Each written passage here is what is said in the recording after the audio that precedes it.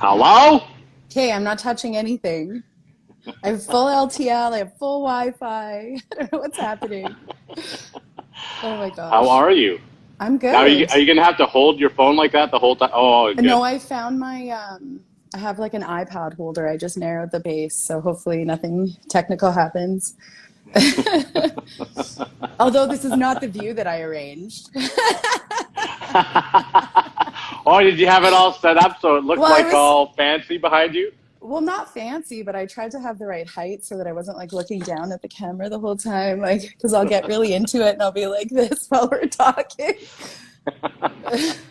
That's all So, right. That's what we want, is you to get into exactly. it. Yeah, I'm probably gonna have a hard time watching the comments because this is my It's very first impossible. live. It's impossible to watch the comments. Okay, okay, I've tried it.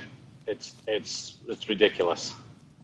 So absolutely. don't even sweat it. How's your Cool. day? Is it Good. snowing out by you now?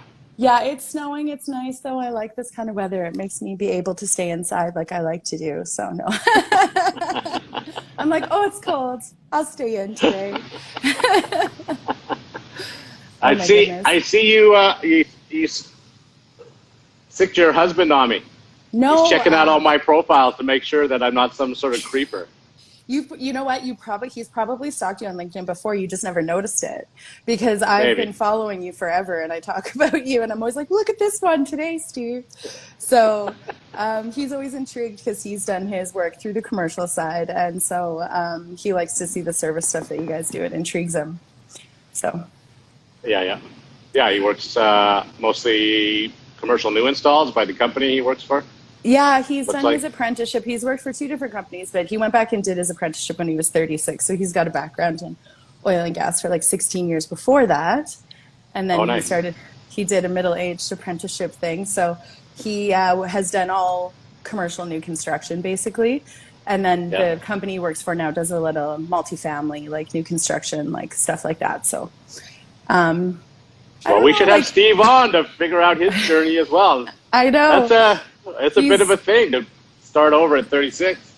I know he's very brave. He's a very brave man. So he's done really well for himself. So, but yeah, he's smart. So I think that's why he did. I mean, you work in oil and gas for 16 years, you have to be able to think on your feet. So I think that's what intrigues him about the service side of things, the troubleshooting, Yeah, the having to fix stuff. So yeah, it's but awesome. I don't know how those guys do that new commercial stuff. It's so I've done a little bit of it, and it's just so monotonous. yeah. I can't stand it.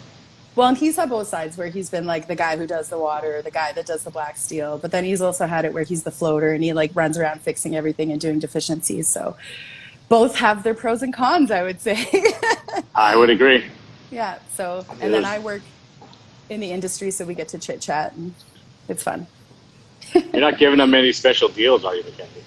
No, he doesn't buy the material. He's like a trades guy. And I don't deal with their business. So like, no, we're not talking about that. That, well, okay. Well, let's talk about you. We're going to talk about that, but not in specific.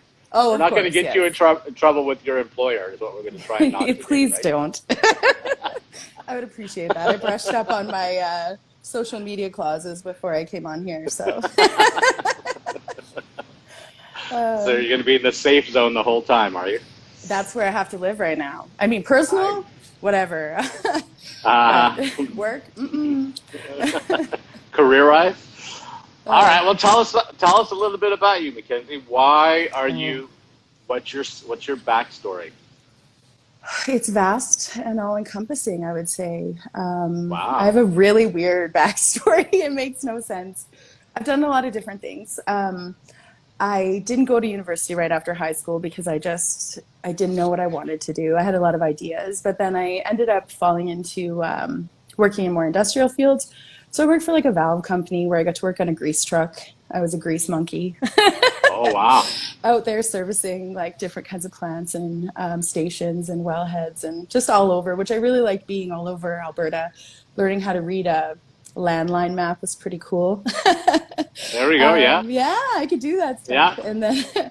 And then that led me into getting a position. Of course, like I would have to say my field working as a woman in male dominated environments, it's been really helpful to have like males that I know that have supported me because my cousin actually helped me get a job, and I worked for a company that did like production testing and high stage work. So I worked in oil and gas and learned how to swing in a hammer and pack pipe and read gas meters and run valves and like, yeah, just rebuild Wow. equipment and that all the while. Anyway, so, and then I've also worked in retail, home improvement. I worked for another big corporation I won't name, but I worked for them on and off like for about 10 years. And I worked as an associate and I was a project coordinator. And I was also a department supervisor for like a variety of different positions before I was like, you know what? I want to be a massage therapist. That's a And much, swing. yeah, much to I think the disappointment of some of my leadership team because they had big plans for me, but I wasn't sure what I wanted then, and I had different goals. For my personal life, I think I wanted a bit more control of my career path. So I went back to school. I got my 2,200-hour diploma in massage therapy from Mount Royal University, my alma mater. I'll name them. And then I used to Hang work on, for. Jesselyn. Oh, Who's Jesselyn oh, Stryver? Jesselyn, she's one of my. We used to go to school together. There we go. And yes, oh my gosh, I watch you. I watch her online. She's a big real estate agent now, so that's exciting. Woohoo, go Jesselyn. She's got babies. She's got a beautiful family. Yeah. Way to go, Jesselyn. Congratulations. Sorry, we derailed it. I thought I you know. No, you that's might have been good. a massage therapist She, customer. well, no, she was a massage therapist. I wouldn't actually be able to tell Oh, you if there was a client of mine on here. Excuse me, that's protected by privacy. I'm not asking. Oh, guess so. I'm You like, there's a did do your whole. reading. Nice job. Oh, well, no, I was, as a massage therapist, we take courses in ethics and we have to I like guess, right? follow health practitioner guidelines for privacy. And if you were to say that I was your like therapist, then that's you telling Okay. people, but I wouldn't. If I ran into you in the grocery store, I'd be like, "Hi, this is Bob, a guy I know." Things like Which is that. pretty So, much how it works right now, isn't it? sort of. I try not to admit any affiliation. Oh, he's your account? Fair. Yeah, it's okay. It's fair. It's a fair assessment. Yeah. So that So, I and then well yeah. I taught for a while there actually at my school after I became a massage therapist because I was really interested in it and I wanted to be able to expand. So I did that. I think I taught for about 5 years, give or take, and then I was treating for about 7 or 8 before an opportunity landed on my lap. The one thing about, well, and you'll know a little bit, but it's not the same as doing a physical service for people. Like you're limited by the a number of hours you can actually work in a day and how many people you can treat, right? So no matter how hard I worked, I could only physically treat so many people. And although teaching is great, it's you still have to treat in order to be able to teach, right? So Yeah, you yeah. can't be a non-practicing therapist teaching people how to treat. I mean, there's different Right? Makes caveats. sense. So yeah, but anyway, so this opportunity landed on my lap, and I missed being out of a treatment room. I think like it felt claustrophobic. So I landed in this, which I have a vast background that doesn't exactly relate specifically to wholesale, but Yeah. I think I'm a salesperson at heart. I'm 40 now, and I realize that. So I've kind of landed in a place where I can adapt and learn and grow and just. I used to know all the pretty fixtures, and now I'm getting to know a lot more technical stuff. So All the stuff behind the walls. yeah, Yeah, yeah. Well, the only thing I'll say is to everybody that's here is Mackenzie is the woman that I text and call almost every day, and same for sweet. my boys. If I didn't hear from you, I would worry though. I would be like, "What did I do? Are you mad at me?" I've never got a text like that from you, Mackenzie. So you're lying. I've gone a couple of days without hearing from you, and you've never said, "Are you mad at That me?" doesn't mean I don't think about it. I might be BSing a little bit. It's all good. Oh my So, goodness. People are commenting. I just got distracted. yeah, I'm yeah. gonna. I can't Mackenzie's read. who's Twigs? You know what? I It's should know funny that. because I don't know everyone by their screen name. I need to look at I everybody. know it's weird. It's That's weird. hard. That's the interesting thing about Instagram is people are like, "Hey, Baker," and I'm like, "Hey, whatever, HVAC 910. What's your name actually?" It's so true though. And then you're going, and people change their name. Oh, Todd. Hey, what's up, homie? There I we know go. that guy. See, that makes Yeah. sense now. His screen name makes sense to me now. That's awesome. I get to talk to Todd once a month, not nearly as often as you. Well, he's an awesome guy. I miss talking to him on the reg. I can say that. Yeah, So. it's an interesting world, the wholesale world, because you guys all know each other. I mean, there's a bit of that, jumping around a bit to try and find where you're. Well, and it's the same, I think, in the industry, right? There's so many companies out there, and we're actually blessed with like a huge entrepreneurial spirit here in like our territory, where there is a lot of people that work for themselves or run their own businesses. So everybody knows everybody. Like I learned that in industrial when I worked there too. Like people have worked together, whether it's now or like 5 years ago, where they went to school together. Or so and so knows so and so. So I don't talk shit about Bob Baker. You should. Everybody else does. No, they don't. Come on. Yeah, you got to be careful. I have a mixed reputation out there. Well, I think everybody does. Yeah. I mean, I like to keep those people separate from my new current life so they can't tell stories. Like there's probably, I bet you anything, one of my girlfriends, Dale, who's a photographer now, that we worked in industrial together, she's watching this and she would throw me under the bus. She was on here. She would tell some stories. Okay, Gail, DM me and we'll have it. We'll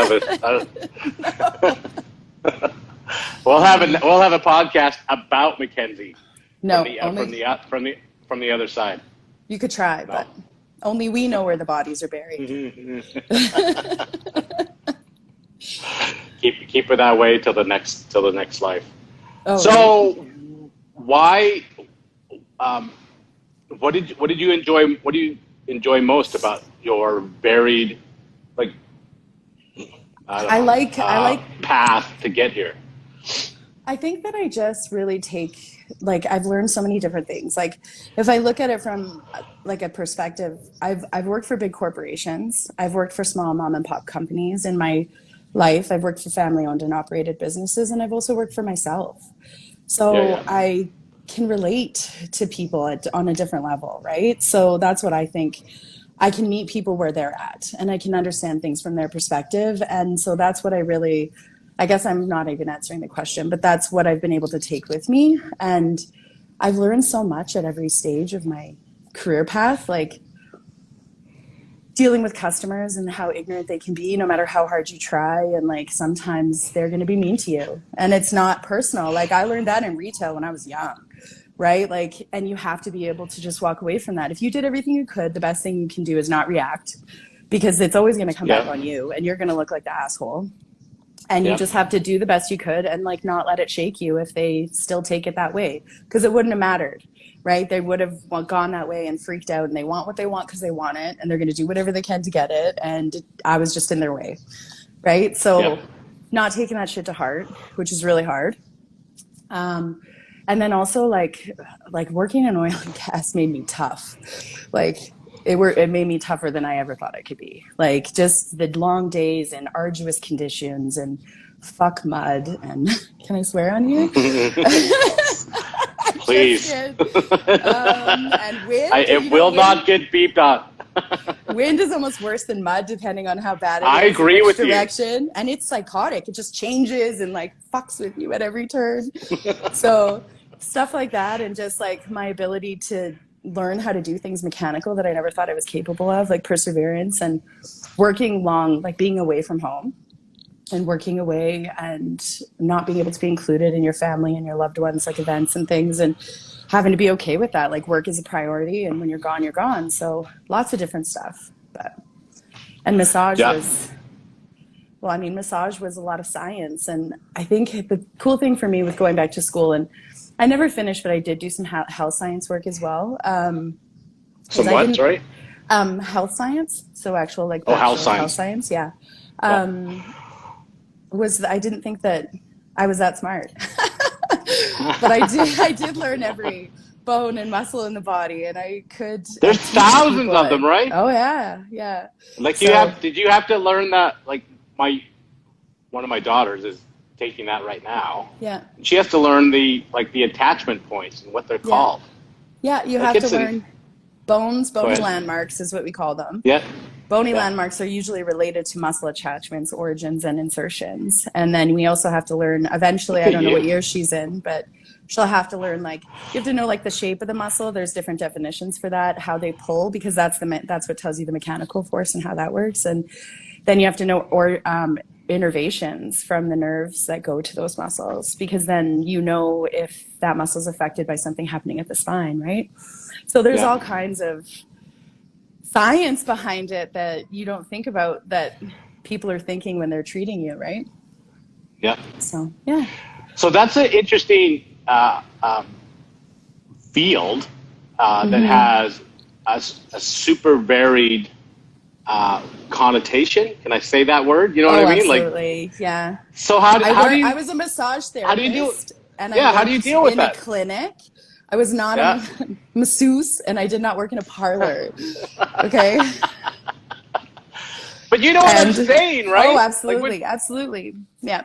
Well, and it's a lot about, like, it's hard because in every field there's good and bad. And there's obviously, because there were some changes to bylaws in the city that have allowed for a little bit of definition between, like, lower houred body workers, let's call them, and, like, higher houred, like, therapists that have graduated from diploma programs and stuff. But massage isn't regulated in Alberta. It's made so many strides. I'm out of the industry now, but I still so I don't know any specific details, but it is making strides towards regulation here in Alberta, which will be key, because there's actually quite a few schools, and not all of them are as reputable as others and teach necessarily everything that it should be in order for you to treat effectively. So there's regulated provinces in, like, Ontario and BC, and so there's certain schools that try to model their programs after those places that have colleges and things like that. But the connotation I find for me, like, how I present myself, I don't really think about it, but I'm professional.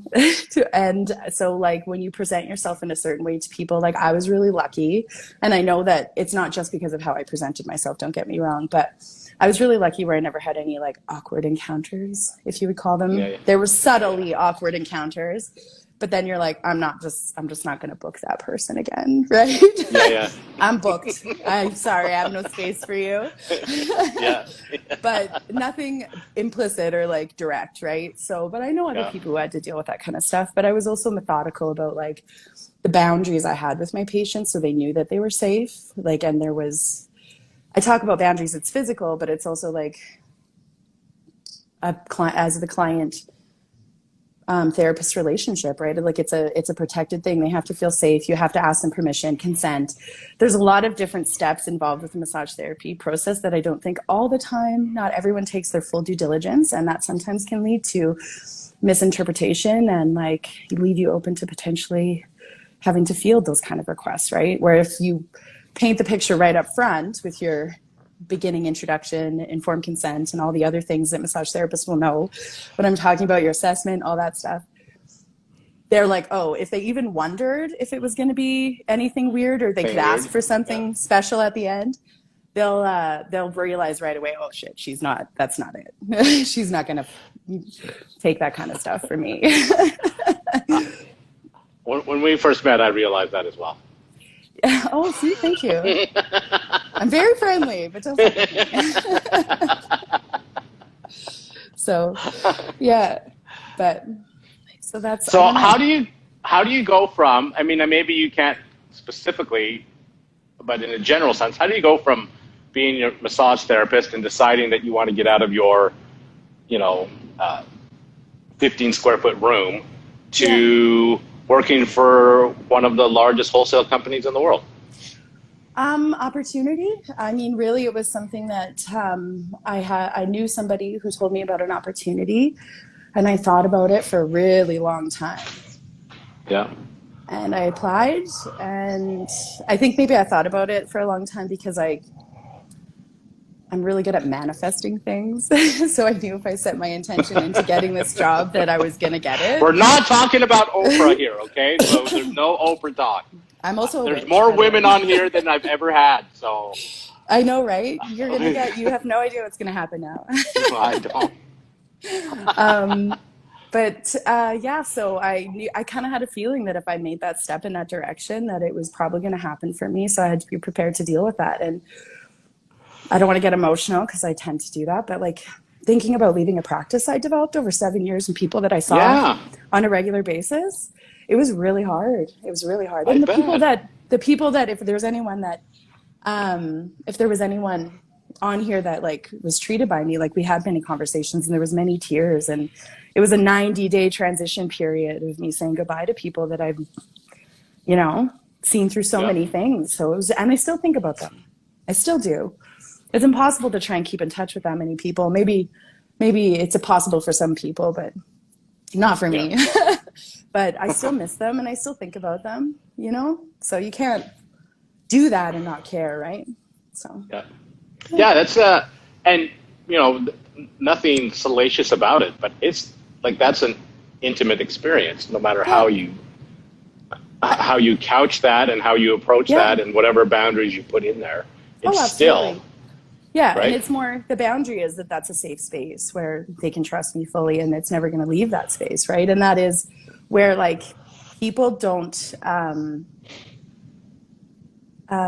people don't You're reading the comments realize. again, aren't you? Making. No, somebody messaged me that I'm like, I'm on a live. So essentially it was more just that like you have an hour with a healthcare practitioner. Like when do you ever see a medical doctor for that long? No, To talk you're right. about how you feel and things that you have and questions. And we don't have a huge, I would say that generally speaking, most people don't have a huge knowledge of the body, and it can kind of be overwhelming sometimes when your body's doing freaky things and you don't know what's going on. And so you don't get a lot of time to sit and just like hash over things, right? So you get to know people, they tell you about their lives and their families, and you know, you feel invested, you know this person personally, and you know the people in their lives even though you don't know them, unless you also happen Yeah. to treat them. But yeah, Yeah. it's Yeah. definitely something. And there's times where like I'm very open, so I've always been that person where people, perfect strangers, tell me things I don't want to know. So I mean, there was a little bit of that, but I will say that I did very well for myself as a therapist. So I developed a core group of clients that I saw for a very regular basis. So my unusual stories are a few and far between because most of them were my people, you know? Yeah. Yeah. Yeah. Yeah. So yeah. Yeah, and it would get there if that's your. It's like anything. If you like you said the word, if you manifest what you want and Hmm. what you're about and what Yeah. you're looking, you know, the circle that you want, then those tend to come to you Yeah, and be part of exactly. that, right? Yeah. Yeah. Okay, so you got your opportunity, Hmm. and obviously got it. Yes. Have you been in the role that you've been in since day one, or has it sort of moved around a bit? Yeah, no, I got hired into my role, which was really unusual because just outside hire going straight into an outside sales rep position isn't necessarily that common. Yeah. But I did have experience with me that lended itself really well to the role, and a willingness to learn, I think, was a big thing. So I started from square one and I built up my territory, if you want to call it. And I haven't looked back. Like I have a lot of family and friends that are in trades. I've worked in, you know, industrial, so I've worked on tools and worked in the field, and so I really enjoy working with trades, and I enjoy like the diversity of it. I love how challenging it is and how it changes all the time, and it's a new problem every day. Like, and I love solving problems. Actually, that's what draws me to this, and Yeah. being able to like help people. That's the thing that I've carried with me throughout my career. Like, I like to help people. So whatever I'm doing, I'm in sales now, but I actually shied away from sales roles. I had opportunities back in the day to do commission sales roles and things like that, but I never did because I didn't feel like commission was for me, because it wasn't about the money for me. It was just about being able to help people, right? Right. So I Is it decided. really what you would consider a traditional sales role? Like, are you actually going out and selling your company to people, or It depends on in how my much time.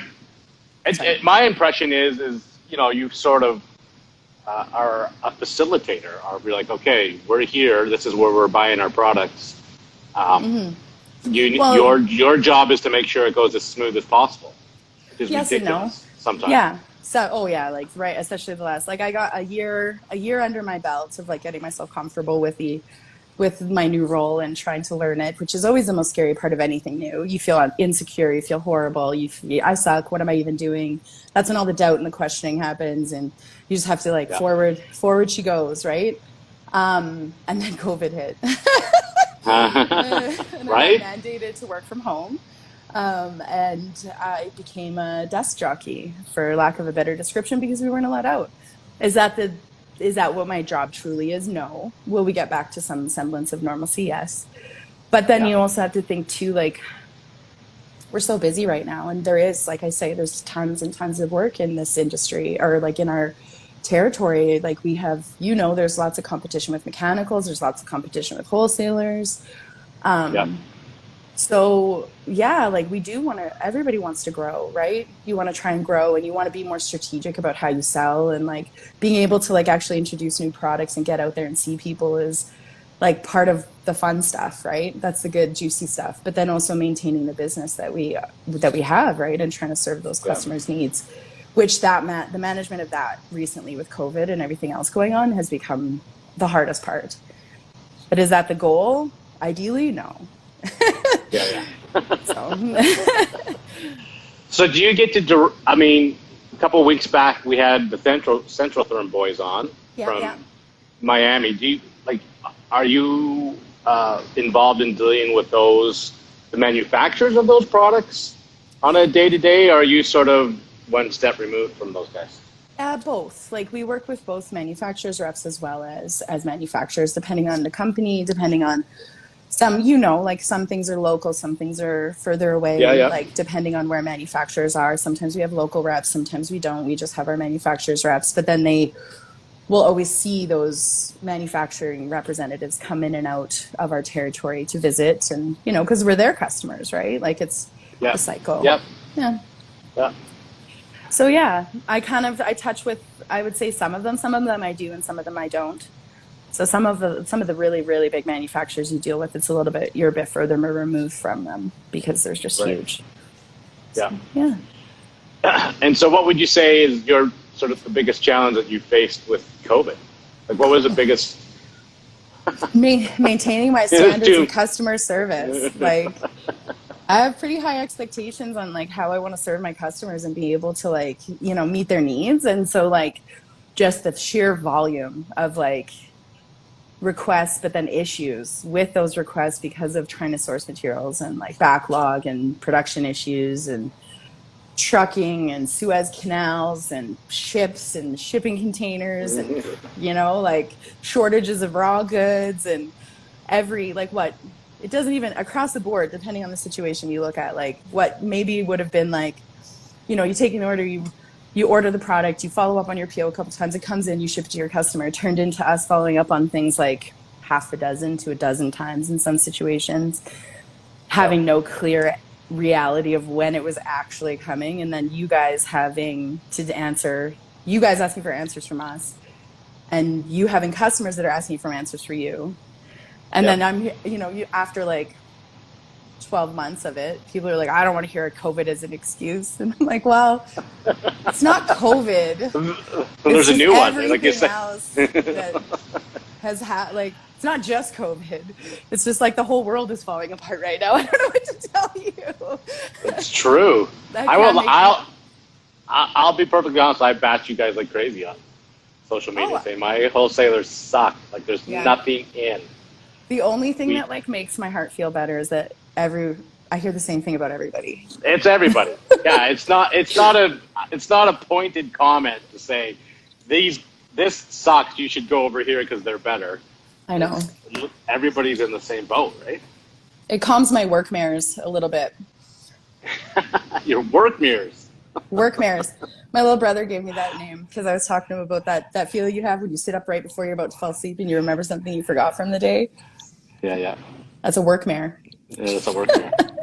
I have those all every day. I do too. Oh crap! Oh, I forgot this. Yeah. That's gonna be awkward. The things that keep you up at night. There's a lot of things that keep me up at night. So maybe talk a little bit about your. I mean, you've obviously worked in male-dominated trades forever. A little bit in and out, yeah. What would you say are some of the specific challenges to that? And how? And I mean, there's obviously there's lots of ladies in here, and hopefully lots of ladies listen to this. Like, what are the challenges to that, and how have you tackled those? Because it's not as you said, anybody that, whether it's oil field or plumbing, man or woman, it's a difficult and demanding work environment to be in. Yeah. So how do you find that? What are some of your techniques to deal with us ornery men? Well, I try to be super charming because that totally disarms you guys, and that's a power women have. So I'm sorry, I use it.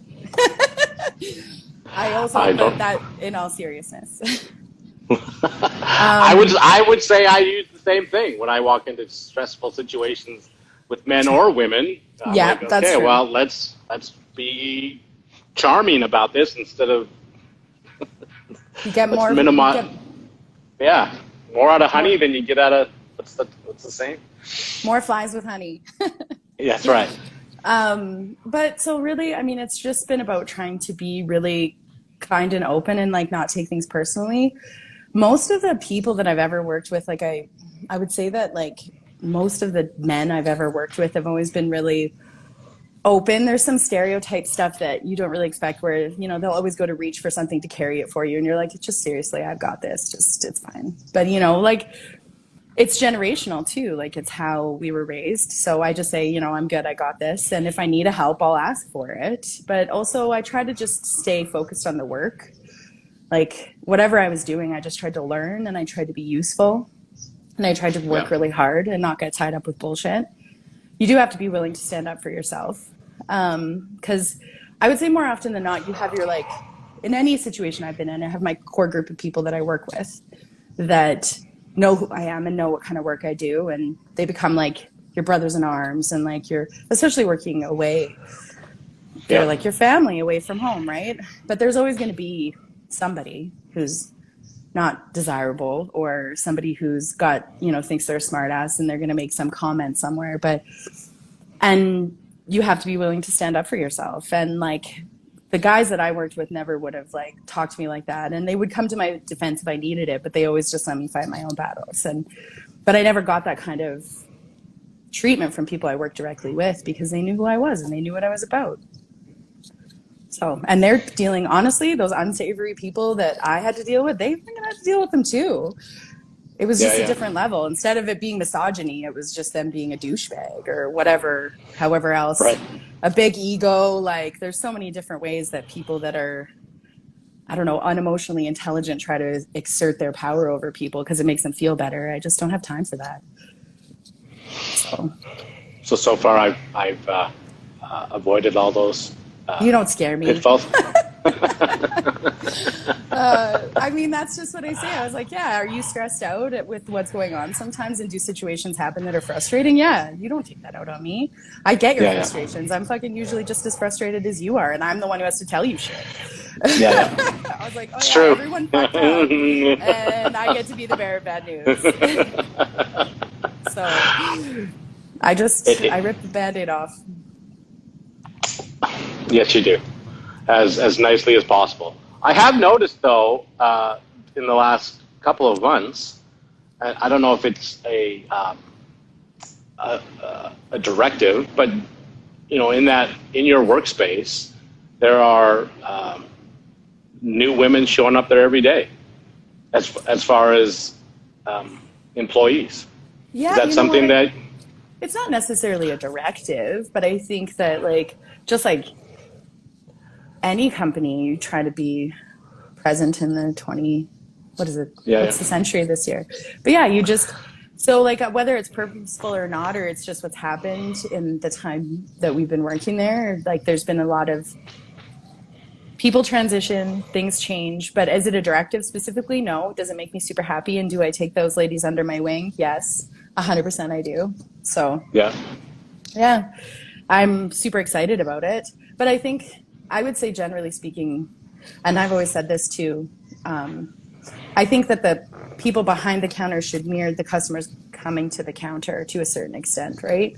Where there should be diversity in all ways, whether it be between sexes or cultures or values and ideas. Like, we need to be diverse, generally speaking, and welcoming for everybody. I would agree with that. So, is there some specific set of challenges that come with working with, like, it can't be all good news. I would say that, like, it isn't all And good I'm not news, asking but, you like, to no. Like, go so against your sisterhood or anything like that. But no, it's not all, like, I think that the challenges though are just like, I have different examples. Like, there was guys that used to just try to take things, like, usually it's just verbally, they're like saying things to you and they're like wanting to, like, trying to get your goat and like upset you. And my way of dealing with that was to just be far more rude than them and scare them, and then they would leave me alone. I believe that. Yeah, it works great, actually. Women, take note.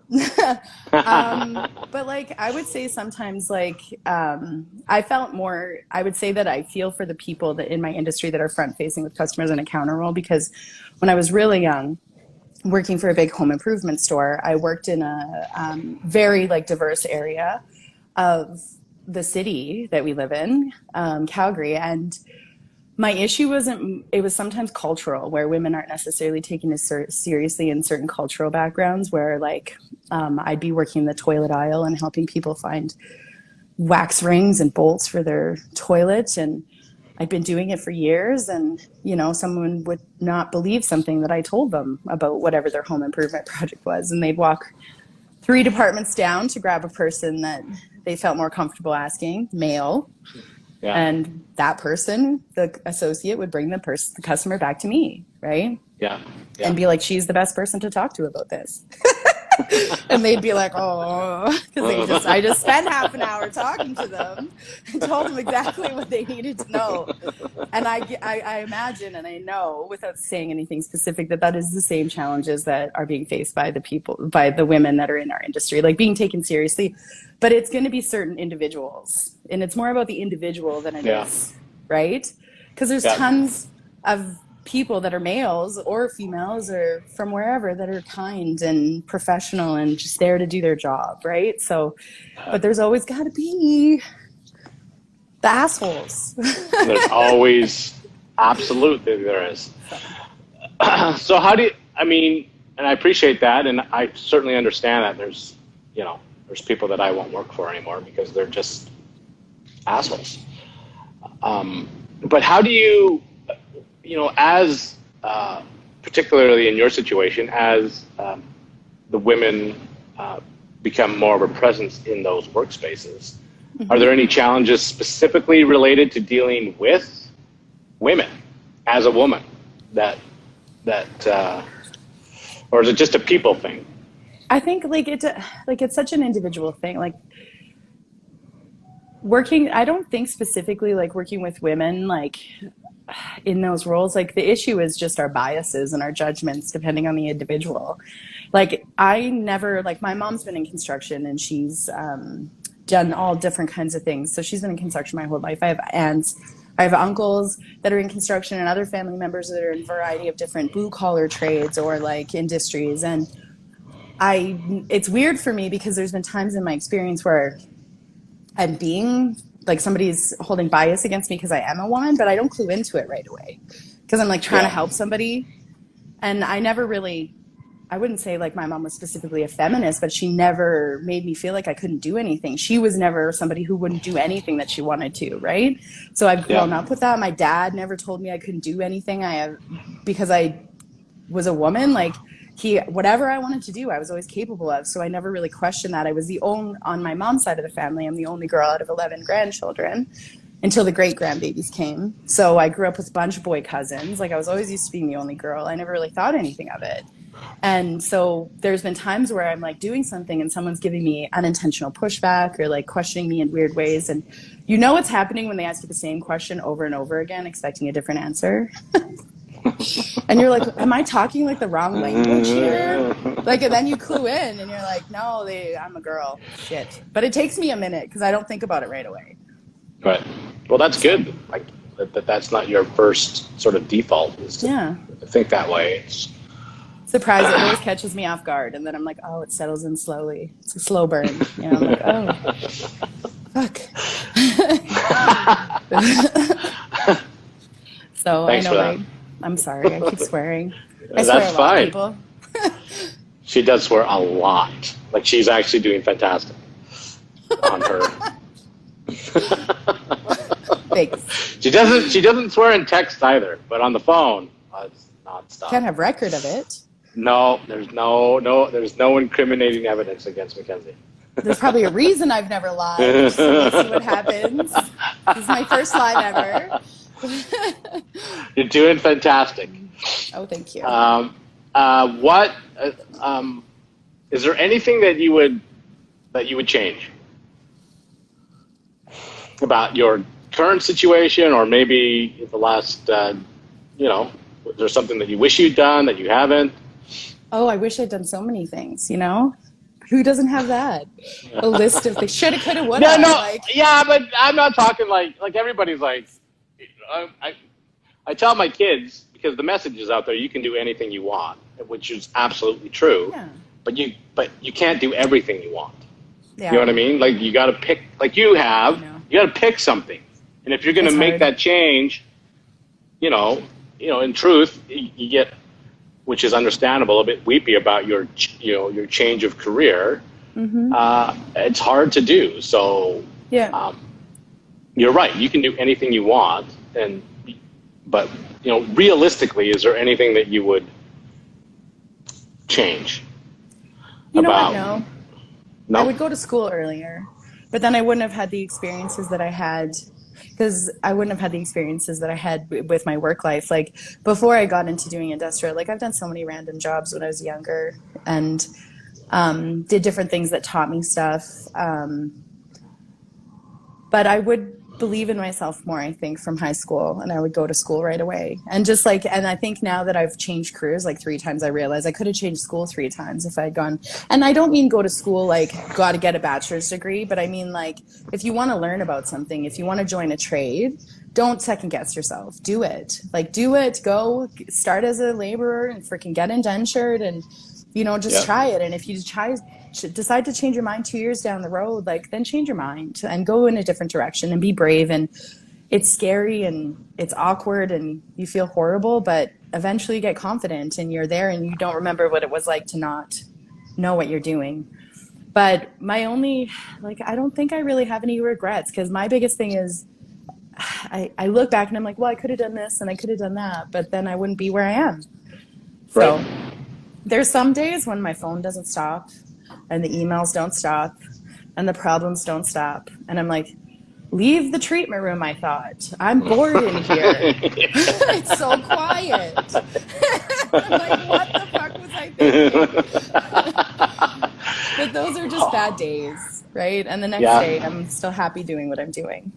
So Yeah. Well, that would lead to my next one, which I think you probably have answered. Any advice to your younger self? You'd get your education and be brave? Well, I'd pick something. I guess that it wasn't even education. So I say education, but it was more just picking a direction. Because I was so scared of being wrong and not knowing what to choose that I just didn't choose anything. And so for my younger self, I would just be like, be brave. Head in whatever direction you want. And if the path changes, the path changes. But don't be afraid to pick something. Just pick something and run with it and then pivot, Yeah. The life is longer than you think it is. Like I literally just heard a couple weeks ago. I'm not going to give you any good news. Getting older sucks, so just prepare yourself for that. I think the only thing, but it's good I just feel more confident in myself, I think, now. Or not as, you don't get tied up as much bullshit. You certainly exude that, which I think is, I think you need that. If that would be my advice to anybody, male or female, is that you need to be confident about your direction that you're Yeah. going in, even if you're faking it Yeah. for a little bit. Honestly, I was like, yeah, there's times where I'm like, it is a fake it till you make it thing. And it's not that you're faking life. It's just that you're like, okay, I don't feel confident. I feel insecure, but it's reminding yourself like everybody feels like this. You still need to move ahead fearlessly and like it will all work itself out. I promise you, one way or the other, it's going to work out. And even a horrible experience, you're going to look back on and say, well, if that hadn't happened, then this and this and this wouldn't have happened. And that's a good thing that I'm taking from this. So, but But definitely. the dominoes fall no matter what, right? Wherever it goes. Oh, well, I watched your first one where you talked about like real tragedy. We've all seen real tragedy. Like everybody has a story that would break your fucking heart like into a million pieces, right? And you just have to realize that everybody comes from their own experiences, whether your encounter with them is good or bad, it's not about you. And I think you just need to move forward. Yeah, and this obviously isn't about me, but it's true though. Like those, I don't talk about those very often, if at all, just because those experiences were for me and for my journey, and they were awful experiences, but changed me in significant ways to, I guess on some level, be a little bit more compassionate because you have no idea what's going on behind the scenes because nobody knew what's going on behind my scenes, right? Like your world's falling apart for whatever reason. You still got to deal with the dick that's busting your balls over price or a job that was done or an employee that sucks. You're just like, well, yeah, and you know what, and that's where that's where the holding space comes from too. Even now, sometimes I just let people buck. You got to get it out. Don't hold that shit in. And like I said, I don't take it personally anymore. And if someone's pissing me off, I just usually just keep my mouth shut. And afterward, I'm like, hey, you know what? I'm not going to give them any more of my time and energy, obviously. But like that wasn't about you. And they've got some issues that they need to resolve. Your childhood trauma bag is big, honey. Yep. It's real. It is real. It is. And if it's not childhood trauma, then it's mid-adult trauma or for sure. Whatever, right? Yeah, like exactly. Nobody gets out of this thing without some significant scars. That 100%. How you deal with that, right? It's about how we treat each other. What we put back into the world. Yep. So, without taking the personal tone on, what can men do? What can I do to be more supportive of you or women that are engaged in the trade, even if it's, for whatever length of time or whatever role they fulfill? Is there something? Well, I mean, I would say just treat us like you treat everybody. Like we're there to work. And like, if you're treating your other, have you seen how I treated my boys? I'm terrible. If you're well, then don't be that fucking mean. You should be treating anybody like that, right? Like I see that a lot, and like and that's like if we want people to learn and grow and be able to do the trades, like I think we have to create a space. Like there's like it depends on the person. Like there's good and bad everywhere. Like there's some guys that grew up being yelled at by their seniors and screamed at and called idiots and why aren't you doing this, and like some people thrive under those conditions, other people don't, right? So it's just about, I think, being willing to like hold a space for a person to learn and grow and like being able to coach them. And sometimes more than normal leadership time means that this maybe isn't meant for them. Like, but that doesn't mean they can't do something. Right. But like treat us the same to a certain extent. Like we're there to learn. We're there to grow. We don't really want to be called out as women. We just are there to do a job. Right. We just are human doing a job. Right. People will say a salesman and then, sales lady. I don't know what. And I'm like, I'm a salesperson. Like it doesn't, it's, I'm You're also a human. So I don't take offense to salesmen, like I'm a human. So it's fine. That and just like, unfortunately, we're in a place where sometimes I would say like women will sometimes stand up for themselves in environments like that, but in a lot of cases, if there's other people that are taking liberties and like picking on them because they're women, or trying basically, you've seen it, those guys that try to get you to snap, they want to make you upset, they're trying to aggravate you. It's not conducive to just women. Men do it No, too. I was gonna say, I've seen it. I've certainly Both sides. only because of because most of my associations in the trade are women, or sorry, men. Yeah. But so it's the same. It's not. But I call people out. I call people out for that shit. So I don't let anyone be treated poorly in my presence. If you're treating somebody like shit, I will call you out for it, and I will do it in front of the person you're treating like shit. So if you see somebody treating somebody like shit, call them out for it. Like, that's bullshit. If woman or men, like, don't allow that kind of stuff to continue, right? And there's ways to do it. No, there are the ways. What are the ways? I'm cutting you off in the middle of your rant. Go.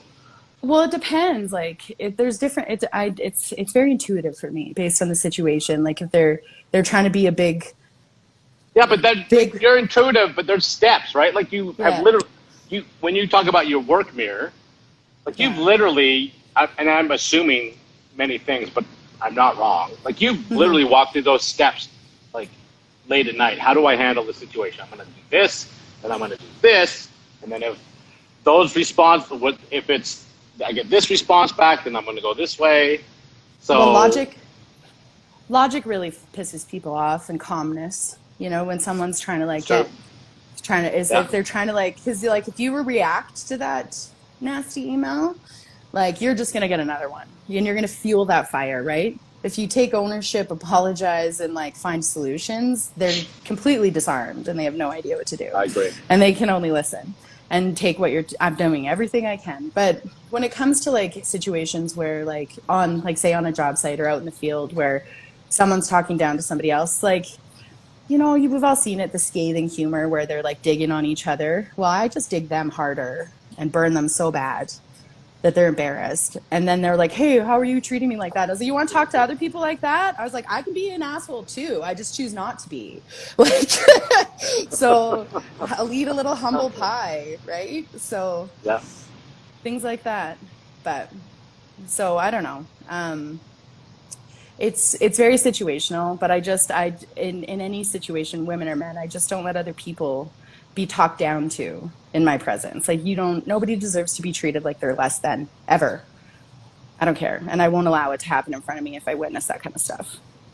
I think that's fantastic advice. Sometimes in situations in public, it's good that I have my bear of a husband behind me. Because I'm like, hold me back. He's like, babe. Stop. So, but I hate to say this, but he's just like me too. So where he jumps forward, I got his back and vice versa. So I think that's how it's supposed to work. I think so. Yeah. So, yeah. Whew. Have we talked long enough that I'm not nervous anymore? Oh, it only took an hour. No. What are you talking about? You came flying out of the gate. I don't know. I was a little bit. Well, when I realized my camera couldn't be to the side, I almost quit. I almost quit completely. Way to persevere, Mackenzie. I'm proud of you. Right? Exactly. So. Well, we're almost up on our hour. Is there something that that you feel that you want to say that I haven't asked, or don't know enough about you or your environment? Oh, she's going to her notes. You got notes. No, I mean, I wasn't sure. I was nervous just because I was like, I don't want to. Sometimes I don't like talking about myself. I like to make people laugh. So I'll be telling a story in a room where like I'm talking to one person, and then all of a sudden I realize everyone's listening to me, and I totally like shut down. So that's why I was nervous. Everybody's listening to you now, Mackenzie. So don't shut down. I mean, no. What do I have to say that anyone needs to hear? Do you know what I mean? I think just listen. I think that's what this is. I mean, I think this is what this is all about: is to hear what individual stories are, and how truthfully, male, female, tradesman, sales, apprentice, manufacturer, we're all sort of in the same boat with our unique stories that make us who we are, right? Yeah. It's true. So we want to hear what you have to say. Well, I mean, I think I've said it all. Like, kind of summarizing, don't be scared to do something that if you think that you might like it. Don't be afraid to try new things. Don't think that you're the only person out there that feels like an idiot, because we mostly do all most of the time, you know? Yeah. We always put ourselves on these islands where we think, you know, in our own little boxes, and nobody else feels like this. And people feel a lot more like we do than you think, right? Like, we Yeah. all have our own insecurities, we all have our own traumas that we carry, and we all have our own like stuff we like to put out there into the universe. But I just try to be real and true and nice and kind to everyone. And if you're not giving me positiveness, I'm not going to spend time on you. But I'm not going to, I don't know. See, this is what I mean. I'm babbling. Bob, damn it. You're doing great. I will, let me say this as an accolade to you, that I think you do an excellent representation of your company. You do an excellent representation of a woman in a trade that's dominated by men. And I think you represent your name and your family with distinction. Oh, and thank you. so You trying to make me cry? Someone said there's no, No. crying in plumbing. listen, I saw that too. There's crying. Having employed 60 plus people in this trade over my career, there's a lot of crying in plumbing. It's not public crying. There's a lot of private tears. Yeah. Men and women. Yeah. Whether you're crying on the inside or you're crying on the outside, it's still there. Yeah. Or in private or in public. Yeah. No, absolutely. Don't. Crying's a real thing. Yeah. Okay. Well, a couple of quick, would you rather's. Okay. All right. Try to be on the fly. You ready? I don't know. Okay, I've asked this question, which seems to be super popular, so I'm going to ask you: would you rather go to the past and have a day chat with your ancestors, or would you rather go into the future and have an hour chat with your the next generation, 2 generations down? I would like to go to the past Why? to talk to people. Not to Who would say you that. ta- I keep on looking Who out would my you? window. Who would you talk to? I know it looks very wistful when you do that. You're just like Pondering life choices here. I guess because there's people I miss. There's people, and I'm always intrigued. I have one cousin who's like super smart, and he's done like our entire family tree. And that really intrigues me, although I've never been smart enough or put the time and effort in that he has done to track down some of the things he has. And it's just, I love stories from where people came from. I'd love to hear more. Like, I used to listen to my grandpa and my grandma and other people that I've lost, and just to be able to go talk to them and get their opinion on life now. Do you know what I mean? And see what they think. Yeah. And yeah. to go back and talk to people that I never met that came before, that I've only read stories about, right? That's Yeah. fucking cool. It is. That would be neat.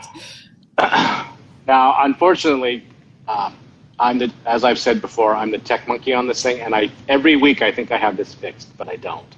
Mm-hmm. And so this is going to cut you off in 7 seconds, and we're not done talking. So I'm going to end it and start again.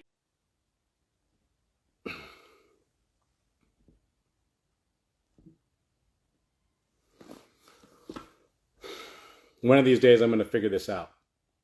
Today is not that day.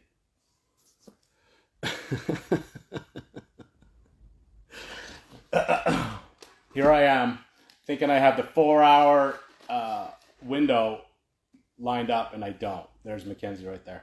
Sorry, Mackenzie. It'll give you a moment to wipe your tears.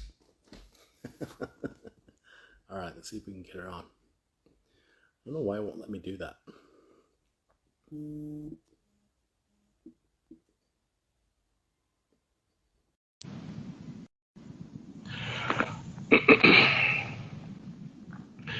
She's coming on. Here she comes. Bob, are you there? She is. Can you hear me? Yeah, I can hear you. I was hoping I was getting out of this. Damn it. No, you can't. We have to have a proper farewell, but we Okay, won't go okay. too much longer. Fair. Um, so tell us what. I mean, if your cousin's done all your ancestry, Oh, where are you from? What are well, you? that's one branch of four branches of my family. So, my on the paternal side, my dad's last name is Hornet, and we come from the UK, but like Wales, I think. And I also feel like there's some. This is where Ryan needs to be on here. There might even be some connection into like England and I think France, but I'm not 100% sure on that. And then on my Nice. grandma's side, on my paternal grandmother's side, Norway. I'm Norwegian. And then again, that is double whammy on my maternal grandmother's side. We're also Norwegian, the Swiggums. And then on my paternal grandma was the Johnsons. And then so my maternal grandma was the Swiggums. And then also my maternal maternal grandfather is Ukrainian. So. Oh, there you go. What's do you know what Swiggums means? That's a weird one. I've never heard that one. I've looked it up, Does but I didn't write it down for this, okay? No pressure. It's okay. I'll have to look it up myself. I'm pretty Swiggums. sure that there's still people that are in like the Fjord in Norway that are like distant relations of my family, the Swiggum side for sure. I bet there is. Yeah. That's super cool. It's amazing when you look back at like the history, right? And all their, like you think of all your stories, I know. like, Well, that's and they have equal or more living in like we think we live in a crazy world, but no, we do imagine not. living back then. Well, that's why I say I would go back to the past and ask. Yeah, Day in the life. it would be insane. It would be. Just It'd be trying, crazy. just trying to survive. Go back to when plumbing was invented. It was invented with a hole in the ground. I didn't get to talk about, I know what I didn't get to talk about. I didn't get to talk about how pissed off I get with the lack of respect that trades get, and especially plumbing and mechanical trades. I get real fired up about it. And where do you see that? Like, where do you see that disrespect manifested the most often, I guess? Well, I think it really just boils down to the general population having no actual idea what a plumber mechanical trade is capable of, and like what they actually manage in your life.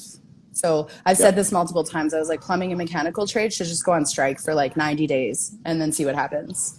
The shit's going to back up.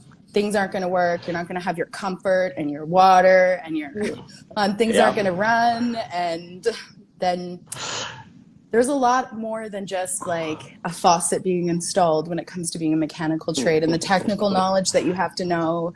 And like, there's good and bad. There's good and bad doctors. There's good and bad plumbers. There's good and bad everything, right? So I know you have to contend, just like anybody, with the bad reputation out there, and trades people take the brunt of it. And there's some really great trades out there, and it's extremely technical what plumbers and mechanicals do. And I actually get mad because even among trades, sometimes they are considered low on the totem pole. And I'm like, you know what? You guys really have no idea. You have no idea, right? So, and I'm not saying No, you're not saying what? Well, I mean, there's a place for everybody. And like, it's just, it makes me really upset when people don't have a clue, judge. And then then you get into like homeowners and people that aren't in the trade that just think they know when they don't really know. And, oh, it's easy. And why does it cost that much? And, you're a skilled trade. Do you have the knowledge that I have to do this? No, you don't. So They think they do, though. Lots of them do, which is why I don't do much residential, because they're just. Oh yes, it's painful. I can't stand them. Truly, I can't. It's hard because they always have a better idea, and everything costs too much. And, this is what I would do. I'm like, great. Why don't you do it then? Well, and it's almost more dangerous when they have like a tiny bit of technical jargon, just a little bit, right? And they think they know what they know, but they don't, right? because then they throw some attitude. But I used to deal with homeowners working in the retail home improvement side of it. So I definitely enjoy working with trades more. But it is really hard. And just that's a whole other thing. I'm not saying too much because it'll just dive me down a hole I don't want to go into. But trades do not get enough respect. More people need to go into trades. And we need it for our entire society to function, and for us to maintain infrastructure and be able to stay in the comfortable. We need people in trades that are smart and capable and are willing to work hard and learn and grow. And it needs to attract more people, and this whole stigma about being a blue-collar worker needs to disappear because...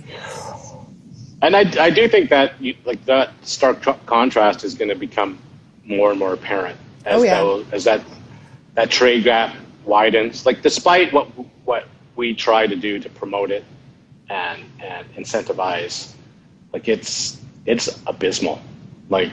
Both my boys are... Isaiah just finished school last year, and Pete's halfway through. I mean, the class sizes are nothing. Well, yeah, and most of them, frankly, and this isn't a dig, but most of them are 36-year-old men that are making a career change, right? There's nobody new.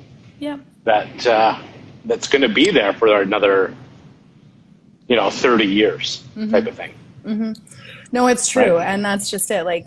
Steve left at a good time because he'll be he was 40 by the time he finished his apprenticeship. So he'll get a good 20, 25 years in the trade before he retires, which is nice. But you're right. He went to school. He's got a lot of buddies that were his age. I mean, he always felt like the old guy. So I'm sure that he would disagree and say there was lots of young people in the class, which I think it was more of a mix.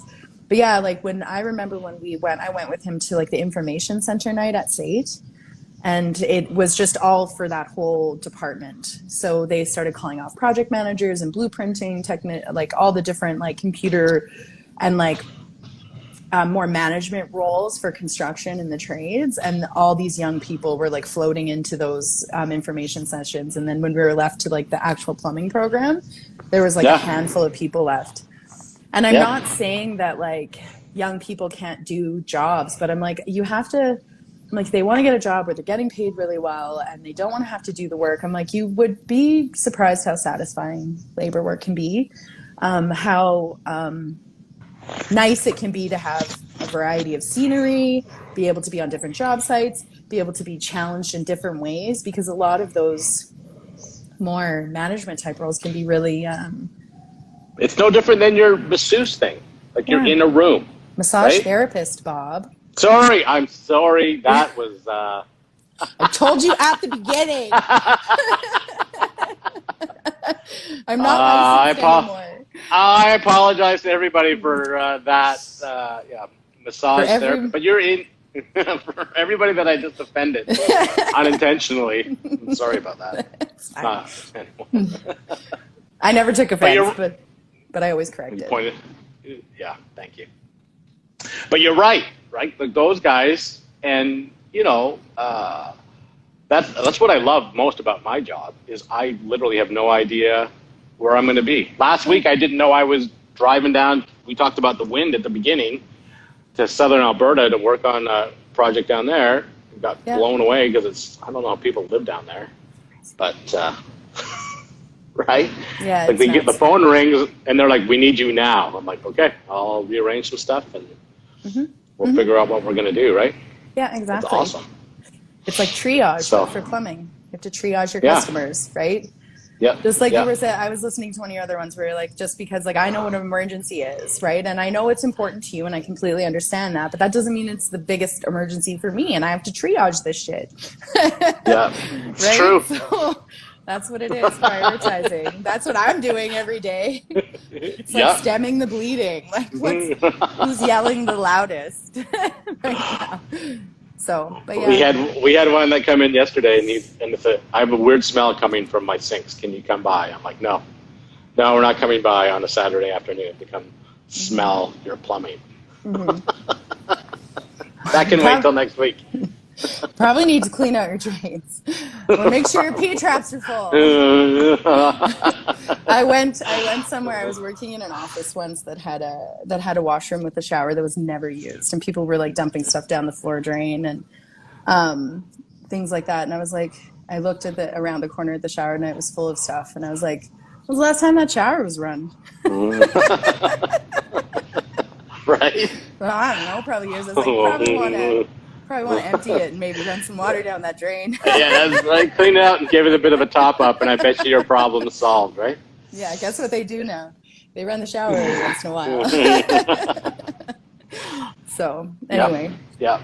Tell them to add some vegetable oil to it. It'll last even longer. Yeah. Yeah. So, stuff like that, we do need more people in trades. And I always joke with my different customers. I'm like, went on a really bad day again when the phone won't stop ringing, which is like every day. No, I'm just kidding. I'm like, can I indenture with you? Like, do you need another hand on the tools here? Pretty useful. Yeah. I could do some things. Got a hard hat in the car. Let's do this. And your reflective vest, you're all safety. set. I know, safety vest. Safety. Well, and then talk about, I'm going to say this, Steve will probably be mad at me. But like talk about, there was something that happened where he actually had to make a statement not too long ago. He witnessed something and he just had to do a police statement. And the person reviewing the officer that took his statement, like, here's my husband, worked 16 years in oil and gas, very articulate, born in Germany, immigrated to Canada when he was young, knows 2 languages, like, doesn't give himself enough credit, humble as you can be. And he's meticulous, and he filled out a statement, and the person looked at it and commented, and they're like, oh, very nice penmanship.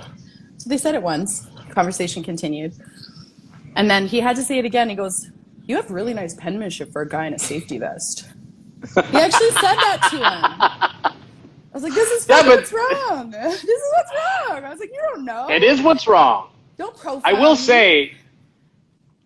say, like, on many levels, you know, how do I say this without being, you know, offensive or obtuse or whatever, but, you know, the struggle that lots of the women in the trade have has been a struggle that the trade in general has had forever.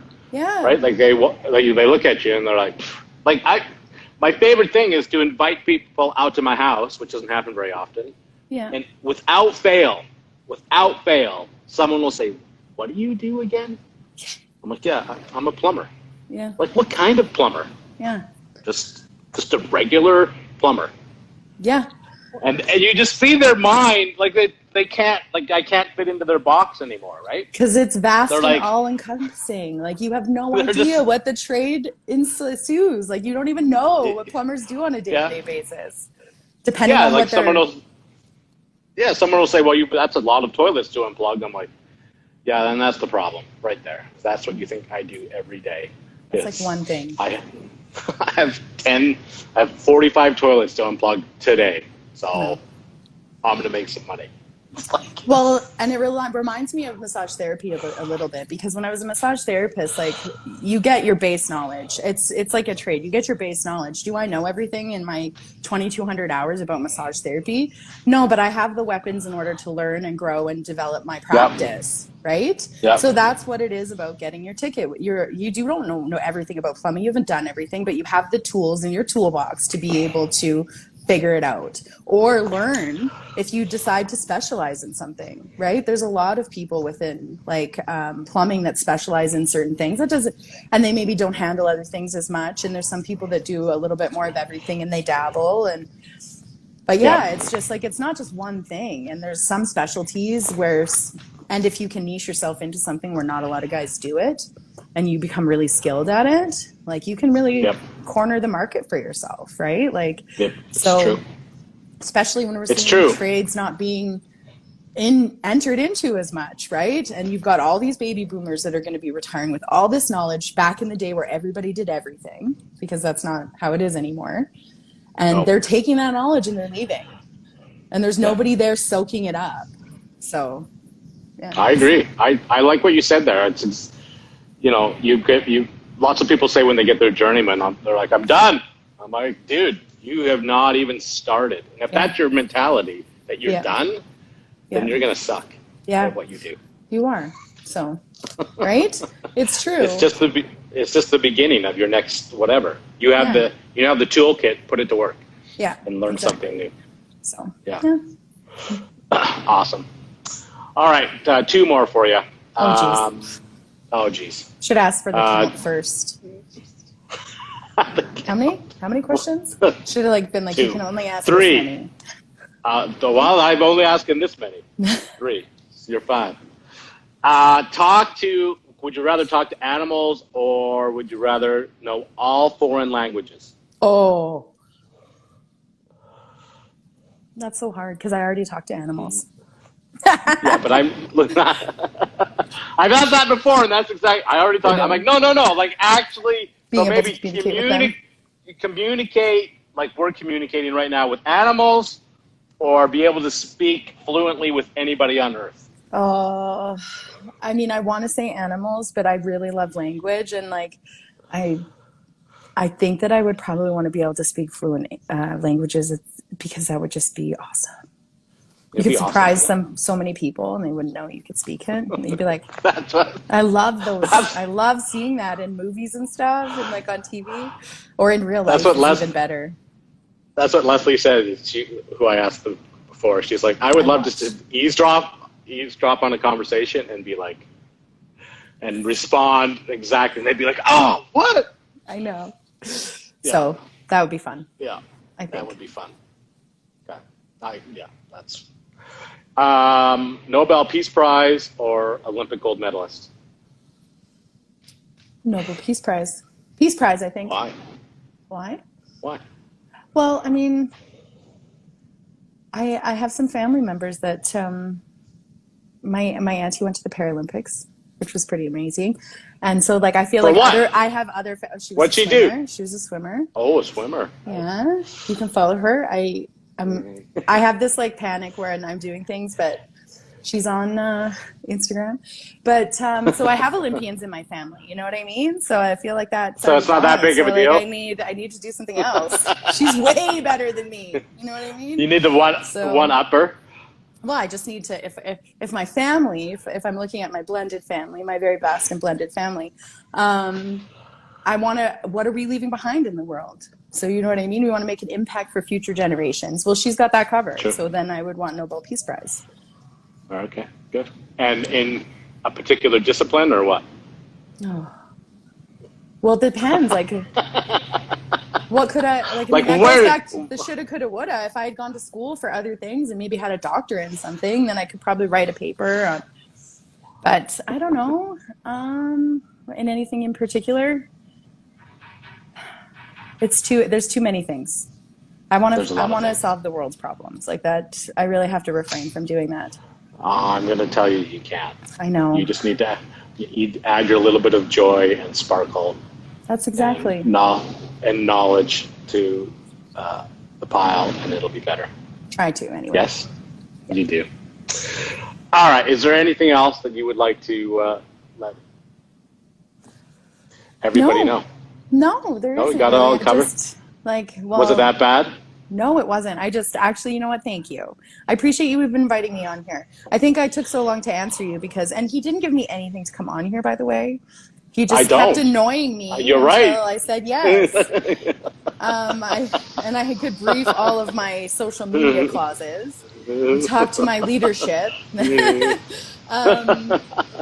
I actually I think I was just surprised that, like I said, that you would want to talk to me. But so thank you for talking to me. I appreciate it. I hope that I brought some, laughter, joy, intrigue. I don't care. Hopefully I've impacted you in some positive way. You've certainly impacted me over the last couple of years in a positive way, which is why I thought it would be a benefit for me and everyone to get to know Mackenzie a little bit better. Well, thank you. In her veiled state, without any names or associations. No associations. I know, right? No. Yeah. I'm still new, man. I'm my P's and Q's. We're all new. Yeah. Did you actually talk to your employer about this? Like, not it depends. Like, that's a very big word. I just talked to my boss. Yeah. So Your boss, your supervisor. I just told him I wasn't going to say anything and it was going to be super vague, and I wouldn't. It wasn't about work. It was about, like, it is, but it's not. It's about me and my work. It is, not, but it's not. Yeah. So, yeah, and that was it. So, I mean, all thumbs up. Bob Baker. You don't say no to him. People say no every day. I know. No, I've enjoyed getting to know you, and I like what you're trying to do here, and I thought it was pretty cool. So if you think I have something to say, maybe I do, and I just don't realize it. No, I think you did. I think you did great. Why, thank you, sir. Thank you for coming on, and we will no doubt speak tomorrow. Probably. I'll add to your vast list of texts and phone calls, and I'll try and be less curt and angry. You're not curt and angry. And if people are telling you that, they're just babies. People need to stop being so soft. There's a lot of soft people in this world. I agree. I know lots of them are my extended family, so yeah. I mean, we can all be soft. I think most of it is like, don't take your shit personally. Really just don't. Most people have no idea if they are being offensive or not being offensive or whatever. It's just, it's not worth your time and energy. I don't take myself very seriously. No, so. I agree. Well, I'll let you get on with your day. Thank you very much. Shout out to all of Mackenzie's friends that joined us. Hopefully for the support to Mackenzie. She was incredibly nervous. They and know. Apprehensive. I'm sure they do. Anyway, you did great. Awesome. Thank you. Have an excellent remainder. Take some time off, and we'll chat very, very soon. Bye for now, Bob. Bye-bye.